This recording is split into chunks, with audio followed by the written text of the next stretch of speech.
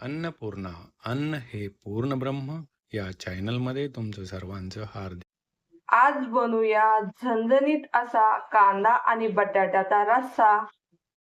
नमस्कार, आज बनवूया कांदा आणि बटाट्याची रस्सा भाजी। त्यासाठी लागणारं साहित्य: हा बटाटा घेतलाय, साल काढून कट करून घेतलाय आणि मी छोटे छोटे पीस कट करून घेतलेले।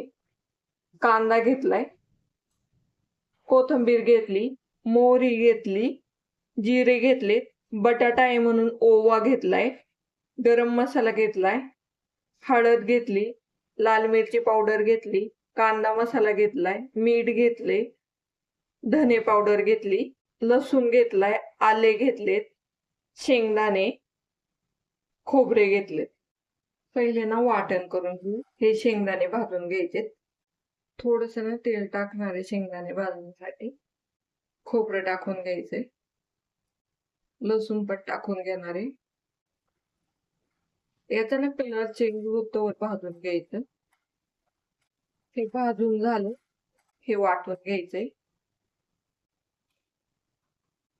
याच्यात थोडीशी कोथिंबीर वाटणार आहे, म्हणजे चव छान येते। हा आल्याचा तुकडा पण वाटून घ्यायचा। हे वाटून झालंय, तेल टाकून घ्यायचं। मसाला भाजलाय त्याच कढईमध्ये मी तेल टाकलंय। का मोहरी टाकून घ्यायची। मोहरी थोडीशी फुलली का जिरे टाकून घ्यायचे। याच्यातच ओवा टाकून घेणार आहे मी।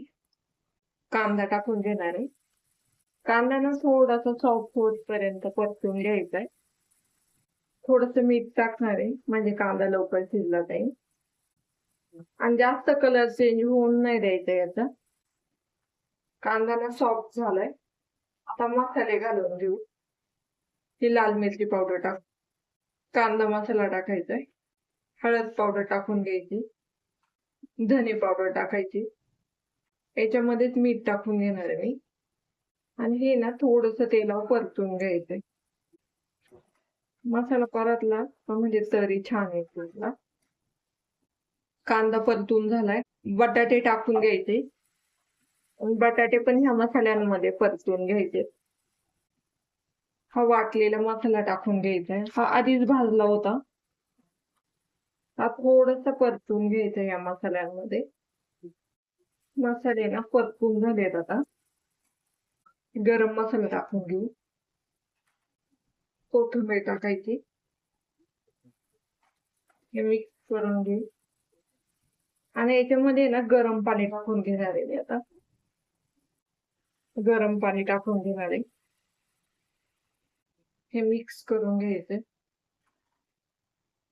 आणि आता मी याच्यावर झाकण ठेवणार आहे। एक 5 मिनिटे ना मी झाकण ठेवणार आहे, बटाटा शिजला पाहिजे म्हणून। 5 मिनिटांनी ना झाकण काढून बघू बटाटा शिजलाय का। भाजी तयार झाली का झाकण काढून बघू। मस्त अशी ना तरी पण आली भाजीला। बटाटा शिजलाय का बघू। बटाटा पण शिजलाय, भाजी ना तयार झाली। ही भाजी ना तुम्ही भाकरी संग किंवा चपाती संग खाल्ली तरी छान लागते ही भाजी खायला। वरून ना थोडीशी कोथिंबीर टाकून घेऊ। एकदम सोपी ही रेसिपी आहे। आता प्लेटिंग करून घेऊ।